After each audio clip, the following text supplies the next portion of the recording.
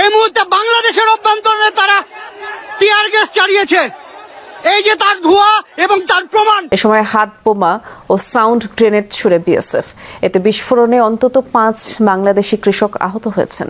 आज मालदा जिले के सुखदेवपुर बॉर्डर पर एक भयंकर युद्ध हुआ, दोनों देशों के नागरिकों के बीच में था। न्यूमेरिकल सुपेरियरिटी भारत के लोगों ने दिखाई, वहां पर जाके खड़े हो गए इतने सारे, तो वहां पर सडनली फॉर सेइंग हम तोड़ देंगे, हम ये कर देंगे, वो कर देंगे, इट कैन ये देखो हमारे बॉर्डर में घुस रहे हैं, हमको मार रहे हैं, हमको ये कर रहे हैं। तो विक्टिम कार्ड मतलब इतना चिक करके बाहर निकला इनका, जो हर किसी बांग्लादेशी को ना आई थिंक यहाँ पर इशू करके दिया जाता है। रिप्यूटेड हैंडल्स है, वो तो ये कह रहे हैं कि भाई वहां पर भारतीय जो थे वो लगभग 600 भारतीय बीएसएफ के प्रोटेक्शन में बांग्लादेश में घुस गए। पहले ये कि इंडिया के साथ तल्लुकात खराब करना और फौरी तौर पे पाकिस्तान के साथ अच्छा करना।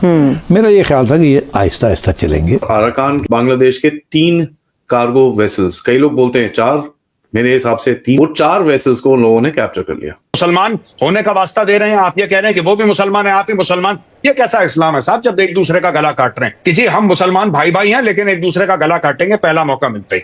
ये तो नहीं होता ना, और वो कर रहे हैं। तो मार मार के भगाया गया और उसके बाद में फिर बीएसएफ ने भारतीयों को पीछे किया और बीजीपी ने जब स्थिति बिगड़ती देखी तो उसके बाद फिर उन्होंने बांग्लादेशियों को कहा कि भैया तुम भागो नहीं तो पिटाई हो जाएगी और ज़्यादा। बांग्लादेश के जो कुछ नागरिक थे वो अत्यंत निकट आ गए थे और वहाँ पर उन्होंने कुछ फार्म प्रोड्यूस यानी जो खेती का जो माल था या जो फसल थी उसको चुराने की कोशिश की, जिसके विरोध में फिर बाद में भारतीय भी एकत्रित हो गए और भारतीय के एकत्रित होने के बाद फिर आपस में थोड़ी सी पिस्ट बैटल हुई बताते हैं, जिसमें कि बांग्लादेशियों को मार मार के भगाया गया और उसके बाद में फिर बीएसएफ ने भारतीयों को पीछे किया और बीजीपी ने जब स्थिति बिगड़ती देखी तो उसके बाद फिर उन्होंने बांग्लादेशियों को कहा कि भैया तुम भागो नहीं तो पिटाई हो जाएगी और ज़्यादा।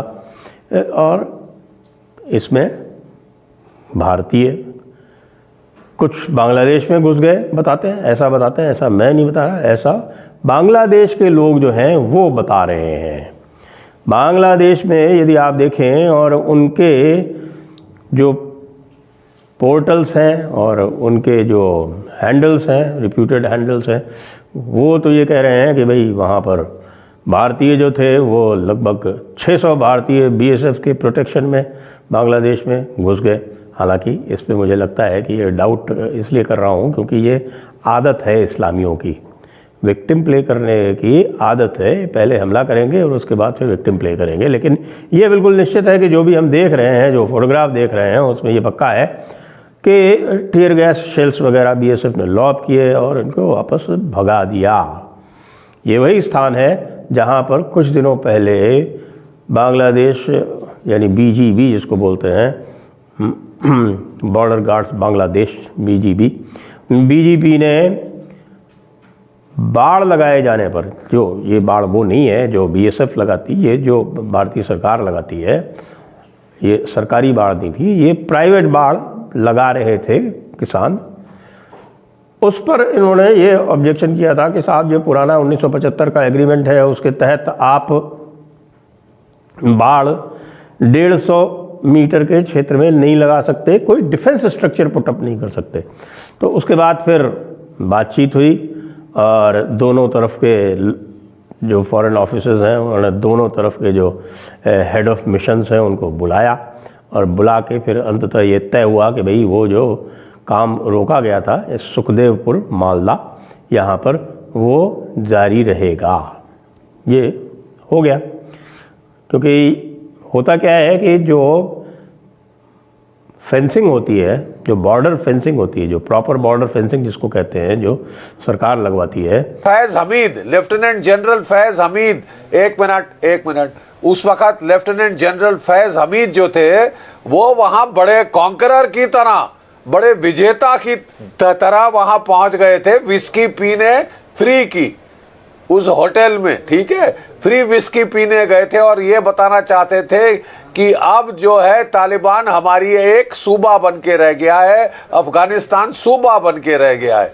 ठीक है, यहां से हम स्ट्रेटेजिक डेप्थ हासिल करेंगे, यहां से हमारी जो कॉरिडोर है सेंट्रल एशिया को जाएगी। तालिबान तो जो हम आदेश देंगे, हुक्म देंगे या मेरे आका कह के वो सारे लाएगा जी।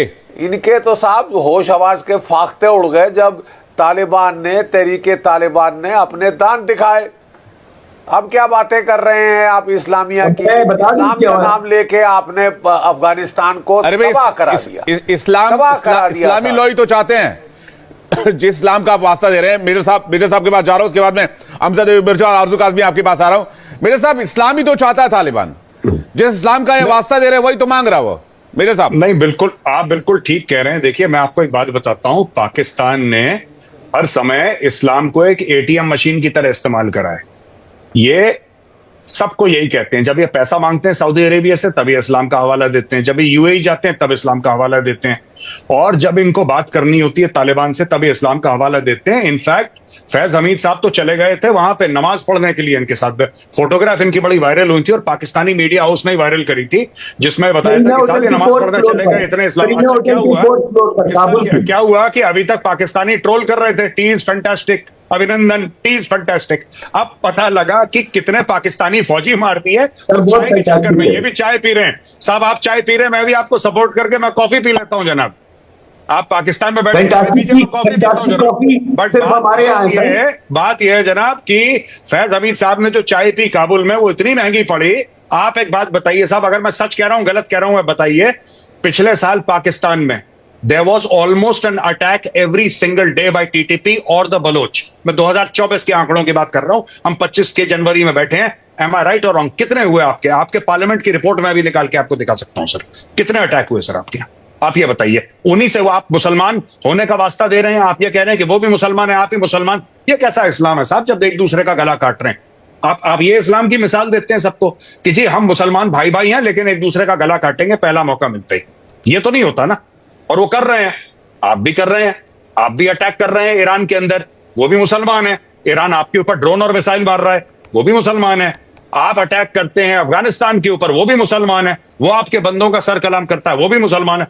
और सर वी आर कंफ्यूज्ड। तो दोस्तों, भारत और बांग्लादेश के रिश्ते इस समय इस कदर तक खराब हो चुके हैं कि मालदा जो कि एक बड़ा बॉर्डर है इंडिया और बांग्लादेश का, वहाँ पे भारतीय किसान और बांग्लादेश के किसानों के बीच एक झड़प हुई है, जिसमें भारतीय किसानों ने बांग्लादेशियों को वहाँ पे ठोक दिया है, बहुत जम के उनको लताड़ा है। और इससे ये चीज़ पता चलती है कि बांग्लादेश और भारत के बीच में जो पीपल टू पीपल नफ़रत है वो काफ़ी ज़्यादा बढ़ती जा रही है।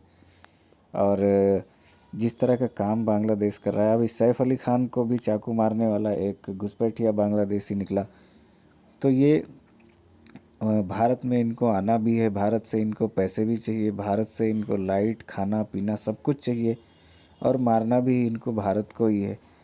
तो ये मुझे लगता है कि अब टाइम ओवर हो रहा है बांग्लादेश का, और बांग्लादेश को भी अब पाकिस्तान की तरह जो इसके नतीजे हैं वो भुगतने पड़ेंगे, क्योंकि दोनों चीज़ें एक साथ नहीं चलेंगी। फ्रेंडली कंट्री जब तक था तब तक ठीक था, लेकिन अब अगर पीपल टू पीपल जो रिलेशन है वो ख़राब हो चुके हैं, तो अब बांग्लादेशियों के ऊपर जो इंडिया की गवर्नमेंट है वो काफ़ी सख्त एक्शन लेगी, और जिसका नुकसान लास्ट में जाकर के बांग्लादेश को ही भुगतना पड़ेगा।